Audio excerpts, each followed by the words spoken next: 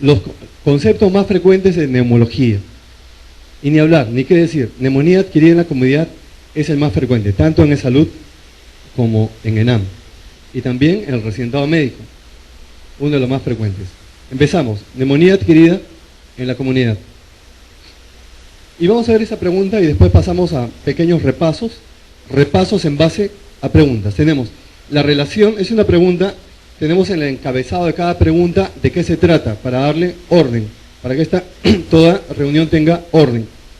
Y acá está, es una pregunta de fisiopatogenia, la relación entre los gérmenes que producen neumonía y la vía de infección es.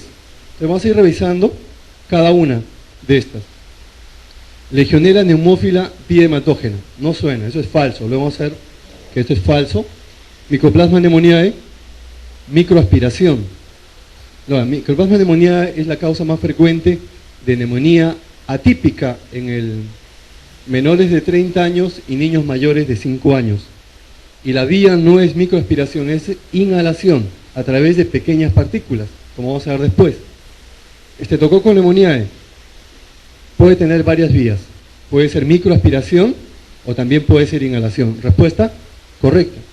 La siguiente, Haemophilus influenza, también es una bacteria que pertenece a la flora orofaringia y tiene dos vías, también por microaspiración o por inhalación. Acá tenemos dos respuestas correctas. Y la última, como causa del SARS, coronavirus, microaspiración, ¿les parece? Es falso, es inhalación. Entonces, esta pregunta que están viendo, tienen la referencia en sus copias, tenía dos respuestas. Estreptococcus pneumoniae y Haemophilus influenza. Vamos a revisar al respecto. Revisemos, a propósito de esta pregunta, sobre vías de infección. La primera vía de infección, después les voy a preguntar cuál es la vía de infección más frecuente. Por esa es la pregunta típica. ¿Cuál es la vía de infección más frecuente? Ese tipo de preguntas. Microaspiración. ¿Cuáles son las bacterias que están normalmente en la flora orofaringia? Ahí las tienen. Estreptococcus pneumoniae, conocido como neumococo, Moraxella catarrhalis, que es la que produce los cuadros más leves de neumonía, es la Moraxella catarrhalis, Haemophilus influenza. Estos tres pertenecen a la flora orofaringia. Bueno, ¿cómo es la microaspiración? Cuando el paciente está reposando, está durmiendo, puede el contenido, en este caso es micro, no macro, porque cuando hablamos de macro, ¿qué es? Es el contenido gástrico, que es aspirado, pasa a las vías respiratorias. En este caso es micro. ¿Qué significa microaspiración? Que es el contenido de la orofaringe. Y al pasar este contenido de la orofaringe hacia las vías respiratorias, ¿qué está arrastrando? Cualquiera de estas bacterias de la orofaringe. Esto va a suceder con más frecuencia en el adulto mayor. ¿Por qué en el adulto mayor? Porque el adulto mayor consume muchos medicamentos y entre esos medicamentos están los antiácidos, entre esos medicamentos están los antagonistas H2. ¿Cuál es el problema de consumir mucho antiácido, mucho antagonista H2? Que vamos a anular una barrera defensiva, que es el pH gástrico. Y al anular esa barrera defensiva, van a proliferar enterobacterias. Y esas enterobacterias pueden, por microaspiración, por regurgitación, pasar a las vías respiratorias. Otro dato adicional, en el adulto mayor, a nivel de orofaringe va a disminuir la llamada fibronectina. ¿Para qué sirve la fibronectina? La fibronectina sirve para impedir que estas bacterias, sobre todo las que van a colonizar como Klebsiella pneumoniae, Staphylococcus aureus, en pacientes que están hospitalizados, son bacterias que van a alterar, que van a colonizar la orofaringe, para que estas bacterias puedan pegarse, adherirse a la mucosa orofaringe. Para eso sirve la fibronectina. ¿Y cómo está la fibronectina? En la saliva del adulto mayor está disminuida. Bien, pasamos acá, esto es una visión, como esto es, estamos haciendo resúmenes aquí, no vamos a entrar en detalle. Entonces en esta diapositiva les presento, listo, los 4 mecanismos, las 4 vías de infección. Ya hablamos sobre la microaspiración, sobre la vía inhalatoria, es a través de aerosoles específicos. La inhalación de aerosoles específicos. ¿De cuánto? ¿De qué tamaño? Minúsculo, de 3 a 5 micras.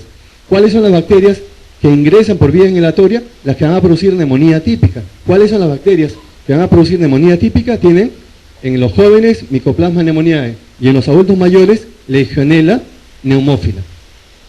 Y en los niños, los virus. Esa es la vía inhalatoria.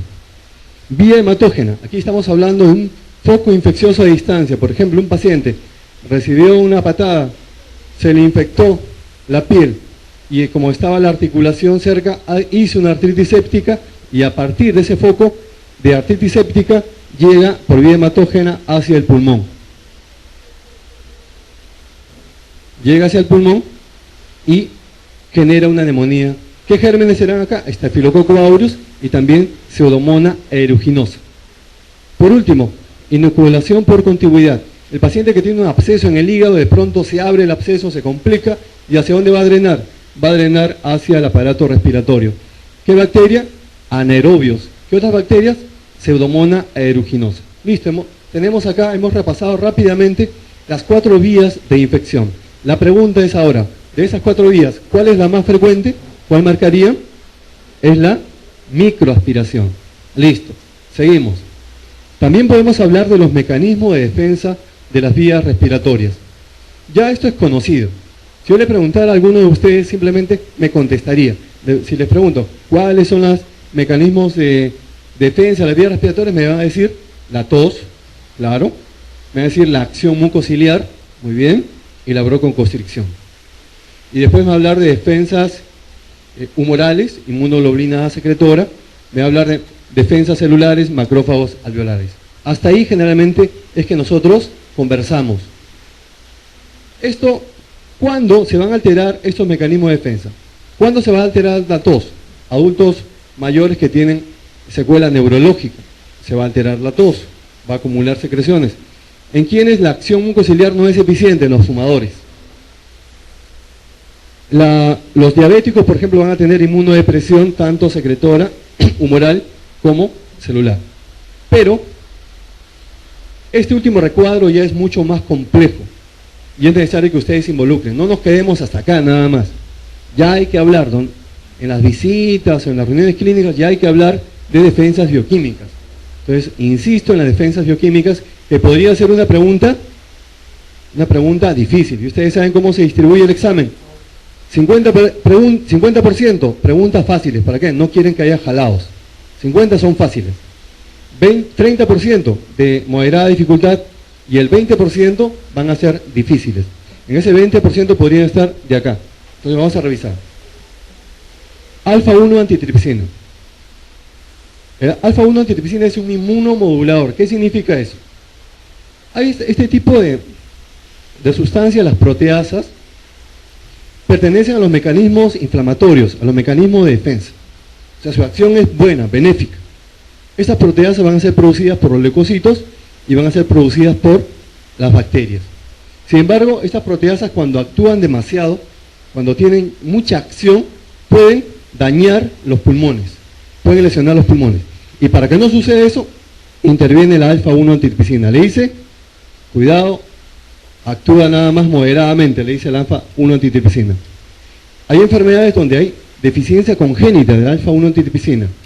¿Qué tienen los pacientes? Destrucción de pulmón y destrucción del hígado.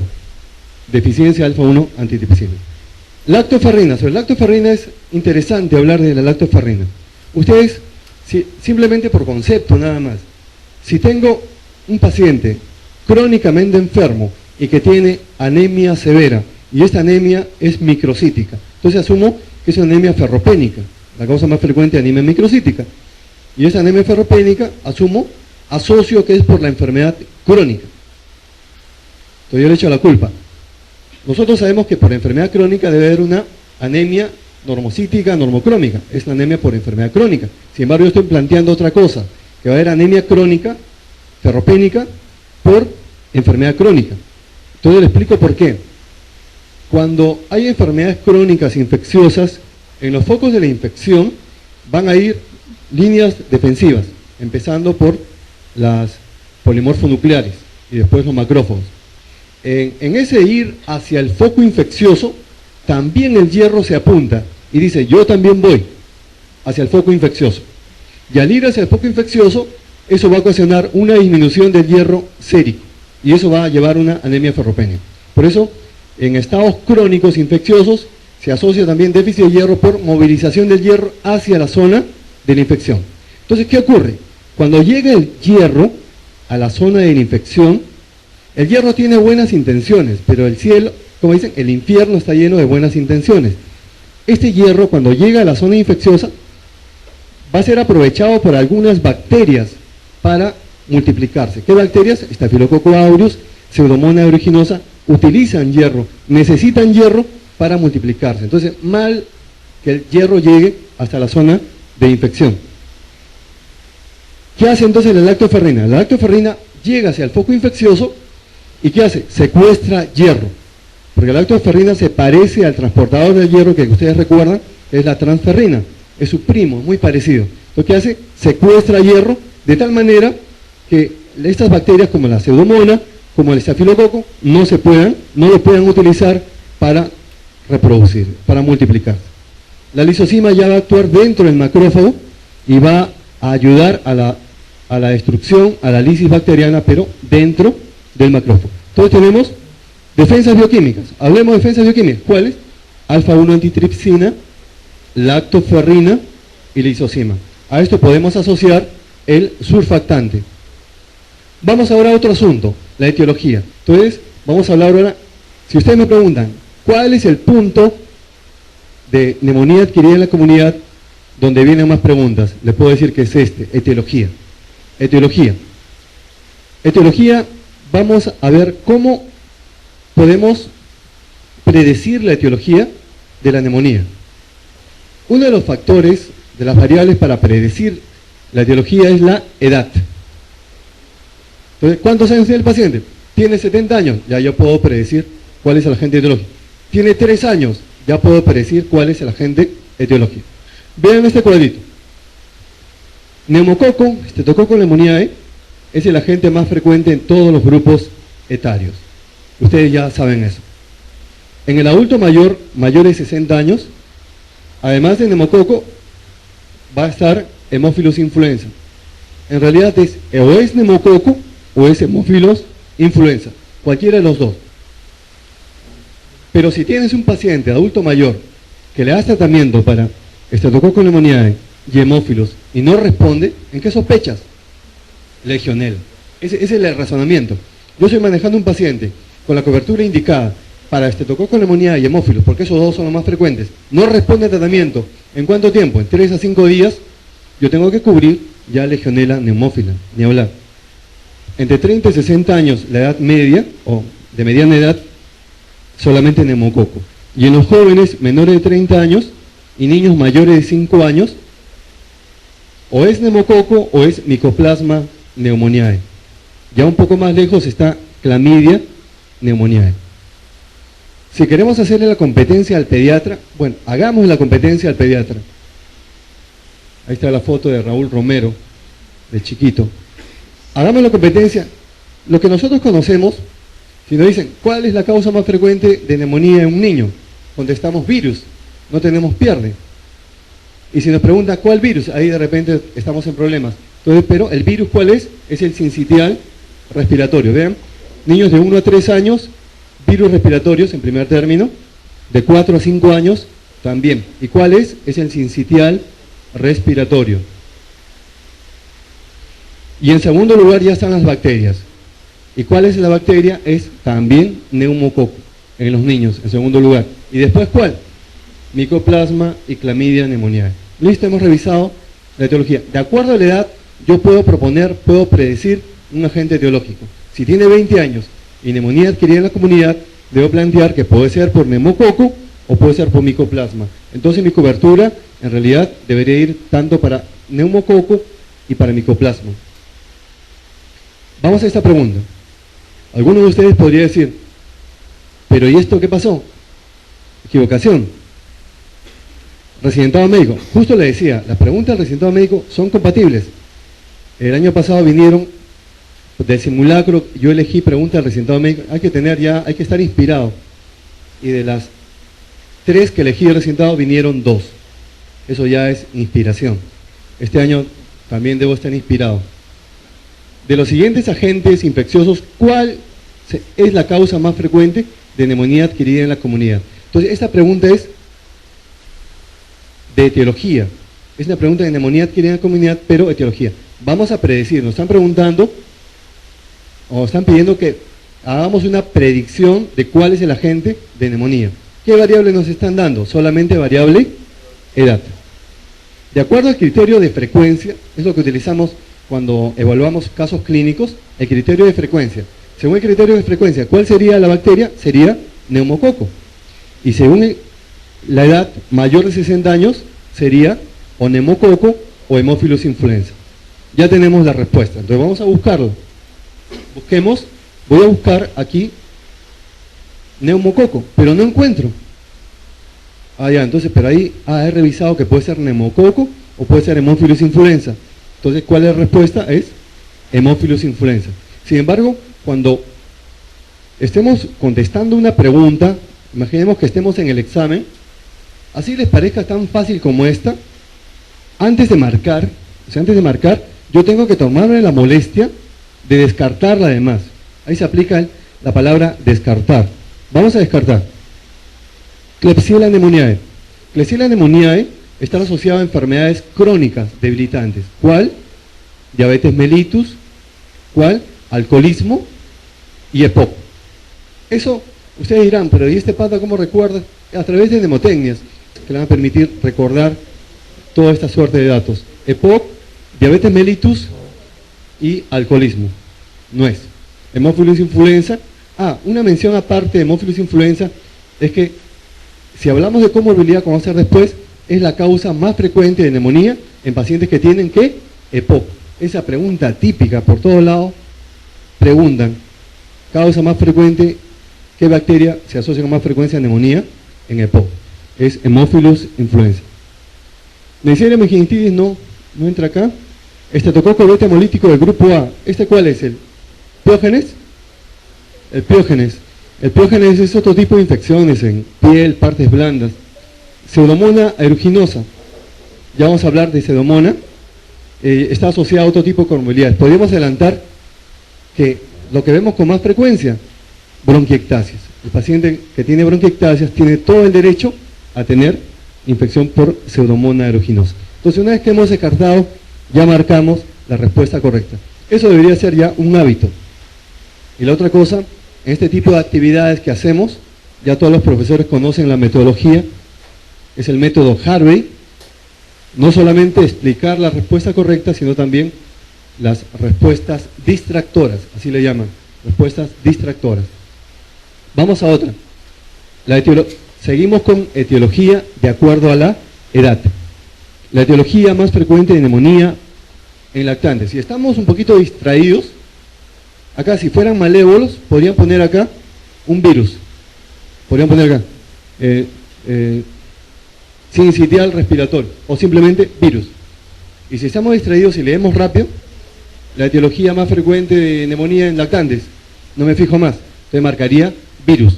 Entonces hay que leer detenidamente. Y acá hay que, por eso en las preguntas yo estoy subrayando lo que deberíamos subrayar. Acá, neumonía bacteriana en lactantes, es bacteriana.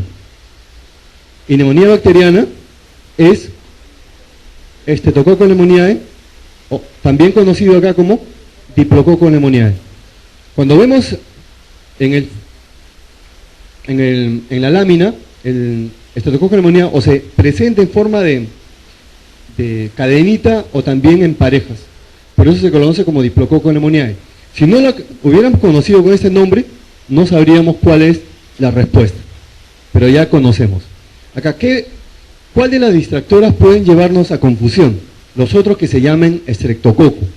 Acá tengo dos estreptococos que podrían confundirme. Pero ya hemos visto, el estreptococo beta hemolítico del grupo A es el piógenes.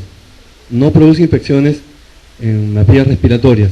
Y el otro es el estreptococo beta hemolítico del grupo B, es el Agalactiae, que se relaciona más con infecciones en neonatos. Es decir, es más, ya cuando hagan pediatría le dirán que la causa más frecuente de infecciones en los neonatos es el Streptococcus agalactiae. Y en el adulto se presenta, claro, pero inmunosuprimidos por Agalactiae. Entonces, una vez que hemos descartado todo lo demás, ya marcamos Diplococo pneumoniae. Una más, acá dice, la etiología más frecuente de neumonía viral en lactantes y preescolares. Acá sí es neumonía viral, es sincitial respiratorio. Pasemos ahora a etiología. ¿Cuál es el agente infeccioso más frecuente? Es neumococo. De acuerdo a la estadística va de 40 a 60%, es una estadística norteamericana. Pero ustedes revisen la estadística sudamericana, peruana, es más frecuente estreptococo neumonía. Vean, este neumococo no distingue nacionalidad, no distingue grupo social. Neumococo siempre está a la cabeza. Acá en Perú, en Estados Unidos o en España, siempre es neumococo. Y en segundo lugar, en Perú, en Estados Unidos, España, es Haemophilus influenza. Esa es la constante, esos dos.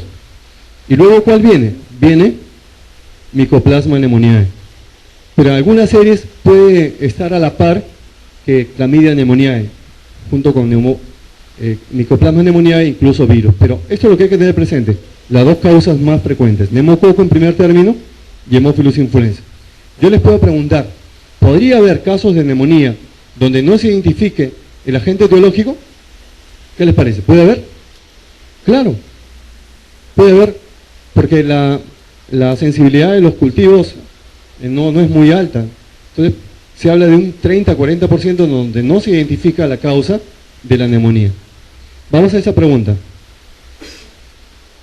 En un paciente inmunocompetente con neumonía adquirida en la comunidad, el agente etiológico más frecuente. Es decir, una pregunta de etiología en base a ¿qué? Criterio de frecuencia. Y me dicen que es un paciente inmunocompetente. Entonces la respuesta es fácil. ¿Cuál es la respuesta? Estreptococo pneumoniae. Pero fijo, miro las distractoras. Tengo hemófilos, eso es la segunda causa. Tengo micoplasma, es la tercera causa. Y todos los demás, ya más lejos que van a estar, van a depender del compromiso ya de la inmunidad del paciente. Ahora vamos a entrar a otra forma de ver los agentes etiológicos. Acá me he permitido reunir en una sala diapositiva todos los datos que necesitan para poder resolver casos clínicos. Acá le estoy facilitando, a algunos alumnos les gusta este tipo de diapositivas porque les facilita la cosa. Ya. Yo tengo el diagnóstico de neumonía, que lo vamos a ver después. ¿Cuáles son los síntomas más frecuentes de neumonía? Que tiene tos con expectoración mucopurulenta, además de fiebre alta con escalofríos, luego dolor pleurítico, luego disnea. Entonces esos son los síntomas más frecuentes. Con eso yo planteo el diagnóstico de neumonía, porque tiene tos con expectoración mucopurulenta, fiebre con escalofríos, dolor torácico pleurítico y disnea. Pero mi diagnóstico nada más es neumonía. Cuando en base a la clínica yo voy a plantear, esta neumonía es por neumococo. Cuando ustedes van a encontrar en los casos clínicos que le dicen que la expectoración es herrumbrosa, cuando el esputo es herrumbroso. Acá les he puesto herrumbroso de color marrón anaranjado. Ustedes saben que la condensación está formada por líquido, por proteínas, polimorfonucleares y por las bacterias. Pero además van a pasar glóbulos rojos y se forma lo que se llama hepatización roja. Esos glóbulos rojos que forman parte del exudado inflamatorio van a sufrir un proceso de catabolismo y van a dar lugar a ese cambio de color del esputo. Esto podría confundirse con hemoptisis, pero hemoptisis no tiene este color anaranjado. Ya, entonces el dato clínico ¿cuál es? Uno que la edad, pero la edad no nos ayuda mucho, cualquier edad puede ser, pero el dato clínico es que el esputo sea herrumbroso. Listo. Luego la comorbilidad. También pueden decirme, me dan el caso clínico, me dan los síntomas de neumonía, los signos de neumonía y me ponen la comorbilidad.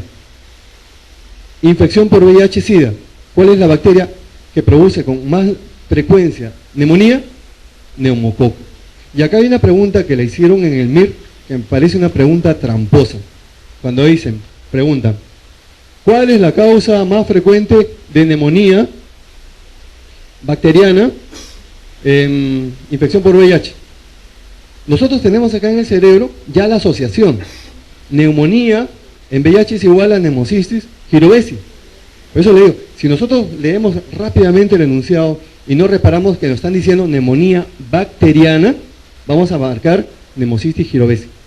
Pero si vemos con detenimiento, tomamos nuestro tiempo en leer bien el enunciado, ya la respuesta cambia. Si es neumonía bacteriana, ya no es neumocistis girovesi, que es un hongo, sino estreptococo pneumoniae. Entonces tengan cuidado, es una forma de confundir al alumno. Causa más frecuente, bacteria que produce con más frecuencia neumonía en infección por VIH y SIDA, neumococo. En los pacientes que ya no tienen vaso, que han sufrido esplenectomía, la causa más frecuente, ustedes saben que son las bacterias encapsuladas.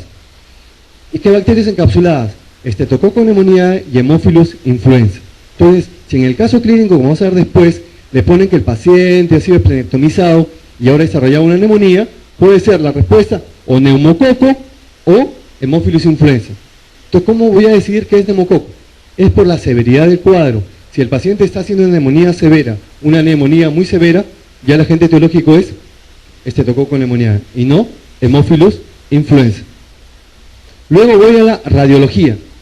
Entonces ya tengo que por el esputo rumbroso puede ser neumococo, por los antecedentes, por la comorbilidad, puede ser neumococo. Luego voy a hacer aquí radiología clínica. Ya vamos a ver a lo largo de esta exposición, vamos a hablar de patrones radiológicos. Y no me canso de decirle a las nuevas generaciones, como ustedes, que cuando ustedes den el examen para el residentado, ya no le van a describir acá que la placa, veo, no, le van a poner la foto nada más. Ya no van a describir en el texto. Entonces tienen que acostumbrarse a ver fotos en los casos clínicos y saber describir. Acá vamos a describir. ¿Qué estoy viendo? Una radiopacidad. Acá veo en la base del campo pulmonar derecho una radiopacidad. ¿Homogénea o heterogénea? Es homogénea. ¿Listo? ¿Tiene broncograma aéreo?